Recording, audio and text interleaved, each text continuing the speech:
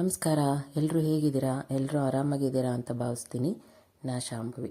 ನಾನಿವತ್ತು ಒಬ್ಬಟ್ಟನ್ನ ಹೇಗೆ ಬೇಳೆ ಒಬ್ಬಟ್ಟನ್ನ ಮಾಡೋದನ್ನ ತೋರಿಸ್ತಾ ಇದ್ದೀನಿ. ನನಗೆ ಇದು ತುಂಬ ಸುಲಭವಾದಂಥ ವಿಧಾನ, ಸೊ ನಿಮಗೂ ಈಸಿ ಅನ್ನಿಸ್ಬೋದು. ಮೊದಲಿಗೆ ಇಲ್ಲಿ 1 ಗ್ಲಾಸ್ ಕಡಲೆಬೇಳೆನ ನೆನೆ ಹಾಕ್ತಾ ಇದ್ದೀನಿ ತೊಳೆದು. ಜೊತೆಗೆ ಇದು 1 ಅಚ್ಚು ಅಂತ ಹೇಳ್ತೀವಿ, 1 ಅಚ್ಚು ಬೆಲ್ಲ ತೊಗೊಂಡಿದ್ದೀನಿ 1 ಗ್ಲಾಸ್ ಬೇಳೆಗೆ. ಅದನ್ನು ಎತ್ತಿಟ್ಟು ಪಕ್ಕಕ್ಕೆ ಇಲ್ಲಿ 1 ಕಪ್ಪು ಮೈದಾ, 1 ಕಪ್ಪು ಗೋಧಿ ಹಿಟ್ಟನ್ನು ಯೂಸ್ ಮಾಡ್ತಾಯಿದ್ದೀನಿ, ಸಮಕ್ಕೆ ಸಮ. ಸ್ವಲ್ಪ ಅರಿಶಿನ ಹಾಕ್ಕೊಂಡು ಈ ಥರ ಸ್ವಲ್ಪ ನೀರನ್ನ ಹಾಕ್ತಾ ಈ ರೀತಿ ಹಂಟಿನ ಅದಕ್ಕೆ ಕಲಿಸ್ಕೊತಾ ಇದ್ದೀನಿ. ಈ ಥರ ಇದ್ದಾಗ ಈ ಥರ ಹಂಟಬೇಕು, ಅದಕ್ಕೆ ಕಲಿಸ್ಕೊಳ್ತಾ ಇದ್ದೀನಿ.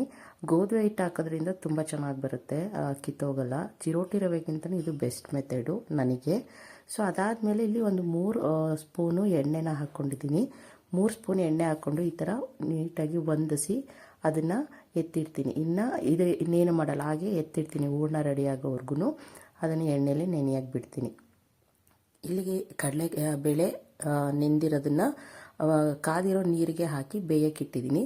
ಬೇಕು ಅಂದರೆ ಕುಕ್ಕರ್ಗೆ ಹಾಕಿ ಒಂದು ವಿಷಲ್ ಬರೋಕ್ಕೂ ಮುಂಚೆನೇ ಆಫ್ ಮಾಡಿದ್ರೂ ಇವಾಗ ನಾನು ಏನು ತೋರಿಸ್ತಾ ಇದ್ದೀನಿ ಅದಕ್ಕೆ ಬೆಂದಿರುತ್ತೆ.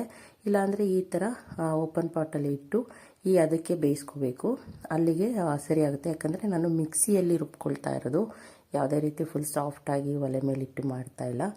ಅದೇ ನೀರನ್ನು ತೆಗೆದಿಟ್ಕೊಂಡಿದ್ದೀನಿ ಒಬ್ಬಟ್ಟನ ಸಾಂಬಾರನ್ನ ಮಾಡಲಿಕ್ಕೆ ಅಂತ. ಮತ್ತು ನಾನೇನು 1 ಅಚ್ಚು ಬೆಲ್ಲನ ತೋರಿಸ್ದೆ, ಅದರಲ್ಲಿ ಈ ರೀತಿ ತುರಿದು ಇಟ್ಕೊಂಡಿದ್ದೀನಿ ಬ್ಲೆಂಡರ್ಗೆ ಹಾಕಿದಾಗ ಈಸಿ ಆಗಲಿ ಅಂತ.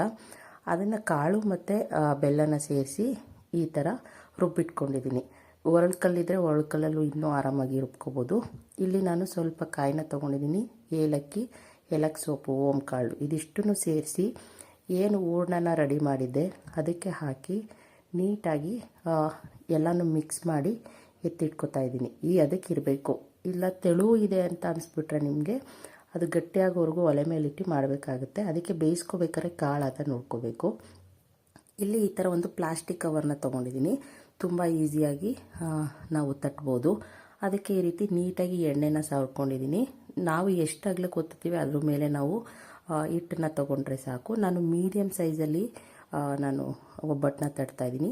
ನೋಡಿ, ಈ ಥರ ಕಂಪ್ಲೀಟಾಗಿ ಕೈಯಲ್ಲಿ ಎಷ್ಟು ಸಾಧ್ಯ ಅಷ್ಟು ಪ್ರೆಸ್ ಮಾಡಿ ಒಂದು ಚಪಾತಿ ಒತ್ತೋ ಹದದಲ್ಲಿ ಒತ್ತಬೇಕು. ಮತ್ತು ಉಂಡೆನ ಈ ಥರ ತೊಗೊಂಡು ವಡೆ ತಟ್ಟೋ ಥರ ತಟ್ಟಿ ಅದಾದಮೇಲೆ ನೀಟಾಗಿ ಈ ಥರ ಮಡ್ಚ್ಕೋತಾ ಬತ್ತು ಅಂತಂದರೆ ತಟ್ಟಬೇಕಾದ್ರೂ ಕಿತ್ತೋಗಲ್ಲ ಮತ್ತು ಬೇಯಿಸ್ಬೇಕಾದ್ರೂ ಏನೂ ಆಗಲ್ಲ. ತುಂಬ ನೀಟಾಗಿ ಕವರ್ ಆಗಿರುತ್ತೆ ಎಲ್ಲ.